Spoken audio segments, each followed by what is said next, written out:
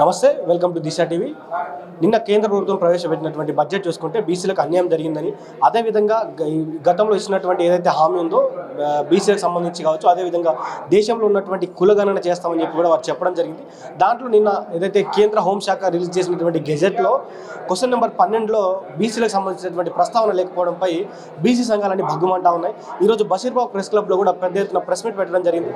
So మనతో పాటు BC JAC కో-చైర్మన్ Kulkacherla Srinivas Goud గారు ఉన్నారు. వారితో మాట్లాడే ప్రయత్నం చేద్దాం. అసలు ఎందుకు ఇలాంటి సిచ్యువేషన్ వచ్చేస్తూ ఉంది ప్రతిసారి బీసీ వాళ్ళకి అని చెప్పేసి అన్న చెప్పండి, ఎందుకు ప్రతిసారి మీరే మోసపోతా ఉన్నారు? ఈ దేశంలో బీసీలను బిచ్చగాలను చూసేటువంటి పరిస్థితి ఉన్నది దేశంలో.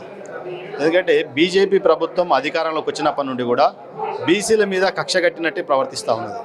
ఈ దేశంలో బీసీల లెక్కలేందునో బీసీల కులగణన చేస్తామని చెప్పి మరి ఏప్రిల్ 30వ తారీఖు నాడు దేశ ప్రధాని కేబినెట్ మీటింగ్లో నిర్ణయం తీసుకొని భారతదేశంలో ఓబీసీల కులగణన చేసి ఓబీసీలు ఎంతమంది ఉన్నారో లెక్కగట్టి వాళ్ళకు అందేటట్టు ఫలాలను అందిస్తామని చెప్పినటువంటి ప్రధానమంత్రి గారు ఈరోజు ఏదైతే మొన్న జనవరి 22వ తారీఖు నాడు కేంద్ర హోంశాఖ ఒక నోటిఫికేషన్ రిలీజ్ చేసింది జనాభాకు సంబంధించి, జనగణనకు సంబంధించింది.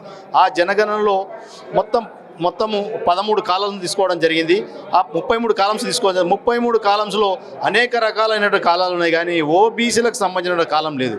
అందుకే మేము ఈరోజు కేంద్ర ప్రభుత్వాన్ని డిమాండ్ చేస్తూ ఉన్నాం, మీరు కేంద్ర కేబినెట్లో తీసుకున్న నిర్ణయం ప్రకారం ఈ దేశంలో బీసీల లెక్కలు తీయాలని చెప్పి మేము డిమాండ్ చేస్తున్న కొద్దీ మరి కేంద్ర ప్రభుత్వం ఎందుకు తాస్తారం చేస్తుందో ఒకసారి చెప్పాల్సిన బాధ్యత కేంద్ర ప్రభుత్వం మీద ఉన్నది. ఈరోజు ఎస్సీ ఎస్టీ ఇంతకుముందు కూడా జనాభా లెక్కల్లో ఎస్సీ ఎస్టీ తీసింది. మేము సపరేట్గా ఓబీసీల లెక్కలు కావాలి, ఓబీసీల ఇన్లేని ఉన్నాయి, ఓబీసీల ఆర్థిక స్థితిగతులు ఏంది, మరి సాంస్కృతిక స్థితిగతులు ఏందని చెప్పి తెలుసుకోవాలని చెప్పి మేము డిమాండ్ చేస్తుంటే మరి కేంద్ర ప్రభుత్వం ఆ కాలం చేర్చకపోవడం చాలా దురదృష్టకరం. ఇప్పటికైనా కూడా కేంద్ర ప్రభుత్వం, ఎందుకంటే ఇంకొక సంవత్సరం కాలం పాటు టైం ఉంది కాబట్టి, వచ్చే సంవత్సరం ఫిబ్రవరి 1 నుంచి స్టార్ట్ చేస్తారు కాబట్టి 2027 నుంచి జనాభా లెక్కలు స్టార్ట్ చేస్తారు కాబట్టి ఆ లోపు ఓబీసీలకు సంబంధించిన డేటా, ఓబీసీలకు సంబంధించిన హౌస్ హోల్డ్ను లెక్కబెట్టి మరి దాని తర్వాత ఓబీసీలు లెక్కలు చేయడం అని చెప్పి కూడా మేము ఈరోజు డిమాండ్ చేస్తూ ఉన్నాం. ఎందుకంటే కేంద్ర ప్రభుత్వం ఇప్పటికే, ఎందుకంటే గడిచిన 80 సంవత్సరాల్లో ఓబీసీలకు అందినటువంటి ఫలాలు, ఓబీసీలు విద్య, వైద్య, ఆరోగ్యంగా కూడా వెనుకబడినటువంటి ఈ కులాలను ముందుకు తీసుకుపోవాల్సినటువంటి ఈ దేశంలో కేంద్ర ప్రభుత్వం ముందుకు తీసుకోవాల్సిన తాత్సారం ఉన్నది. కాబట్టి తీసుకుపోకుండా బీసీలను నాంచిపెట్టే దూరంలో తీసుకున్న కేంద్ర ప్రభుత్వాన్ని మేము డిమాండ్ చేస్తూ ఈ దేశంలో మెజార్టీ కులాలకు న్యాయం దక్కదా అని చెప్పి ఈరోజు కేంద్ర ప్రభుత్వాన్ని మేము ప్రశ్నిస్తూ ఉన్నాం.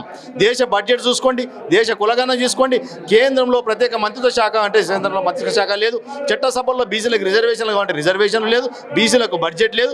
ఏ రంగం చూసుకున్నా కేంద్ర ప్రభుత్వం బీసీలకు అన్యాయం చేస్తూ ఉన్నది. కాబట్టి ఇప్పటికైనా కేంద్రంలో బీసీ ప్రధానమంత్రి నరేంద్ర మోదీ గారు ఉన్నారు కాబట్టి మేము ఇప్పటికైనా నరేంద్ర మోదీ గారు విజ్ఞప్తి చేస్తూ ఉన్నాం, మీరు ఒక బీసీ బిడ్డగా ఈ దేశంలో 60% ఉన్నటువంటి జనాభాకు న్యాయం చేయలేకపోతే ఆ బీసీ ప్రధానమంత్రి పదవి ఎందుకు అని చెప్పి ఈరోజు మేము డిమాండ్ చేస్తూ ఉన్నాం. బీసీ ప్రధానిగా అత్యున్నతమైన పదవిలో కూర్చున్న ప్రధానమంత్రిగా 60% జనాభాకు న్యాయం చేయాలని చెప్పి కూడా ఈరోజు ప్రధానమంత్రి గారిని మేము డిమాండ్ చేస్తూ ఉన్నాం. నిన్న ఏదైతే నిర్మలా సీతారామన్ గారు ప్రవేశపెట్టినటువంటి బడ్జెట్ పైన బీసీ నాయకులుగా మీ స్పందన ఏంటి?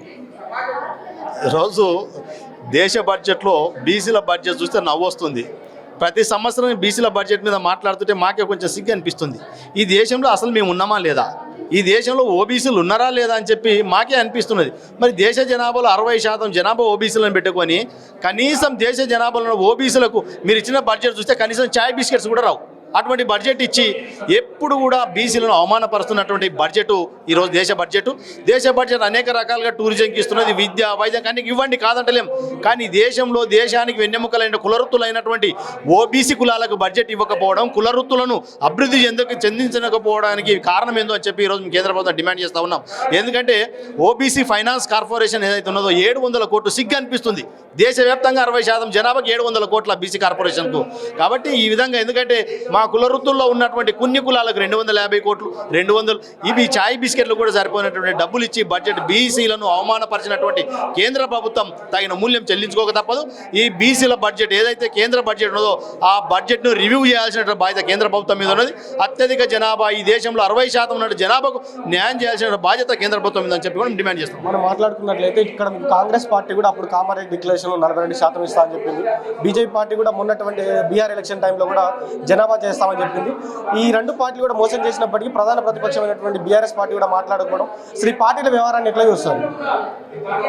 అన్ని రాజకీయ పార్టీలు బీసీల మోసం చేయడంలో ముందు వరుసలు ఉంటున్నాయి. బీసీలు మోసం చేయడానికి నేను ముందుండాలా మోసం చేయడానికి ఎవరు ముందు ఉండాలని చెప్పి వాళ్ళే పోటీ పడతా ఉన్నారు. కాంగ్రెస్ ప్రభుత్వం ఈ దేశంలో 60 సంవత్సరాలు పరిపాలించిన కాంగ్రెస్ ప్రభుత్వం మోసం చేసింది బీసీలను. ఎందుకంటే నిన్నగాక మొన్న ఈ తెలంగాణ రాష్ట్రంలో అధికారంలోకి వచ్చిన కాంగ్రెస్ పార్టీ బీసీ డిక్లరేషన్ పేరు మీద సాధారణ ఎన్నికల్లో ఏం చెప్పింది, మేము బీసీలకు 42% రిజర్వేషన్లు కల్పిస్తామని చెప్పినటువంటి కాంగ్రెస్ పార్టీ ఈరోజు ఎన్నికల్లో ఏం చేస్తుంది?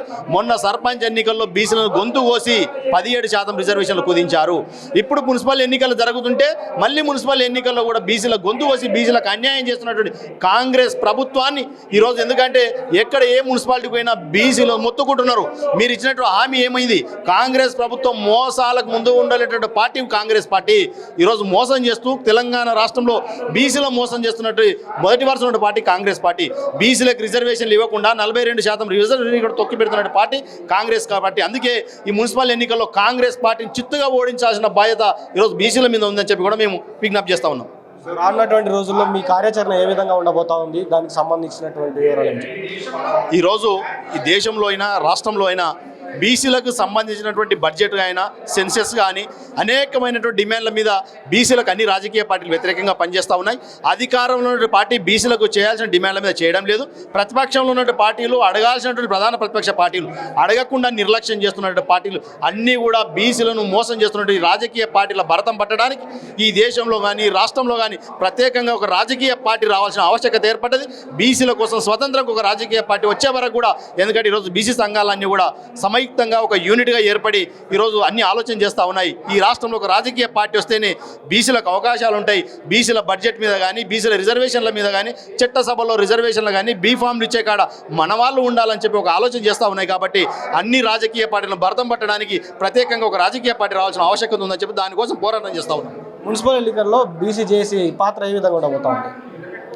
ఈరోజు మున్సిపల్ ఎన్నికల్లో మోసం చేసినటువంటి రాజకీయ పార్టీలకు వ్యతిరేకంగా ఎవరైతే బీసీ అభ్యర్థులు జనరల్ స్థానంలో నిలబడుతున్న బీసీ అభ్యర్థులను గెలిపించుకోవడానికి రాష్ట్ర వ్యాప్తంగా బీసీ జేఏసీ ఒక కార్యాచరణ తీసుకుంటా ఉన్నది. రేపో ఎల్లుండో బీసీ జేఏసీ విశ్వస్థాయి సమావేశం ఉంటుంది. ఆ సమావేశంలో కీలకమైన నిర్ణయాలు తీసుకుంటుంది. ఎక్కడైతే జనరల్ స్థానాల్లో ఓపెన్ కేటగిరీల స్థానాల్లో నిలబడేటువంటి బీసీలను గెలిపించుకోవడానికి రాష్ట్ర వ్యాప్తంగా సుడిగాలి పర్యటన చేయడానికి బీసీ జేఏసీ సమాయత్తమవుతున్నది. Okay, thank you.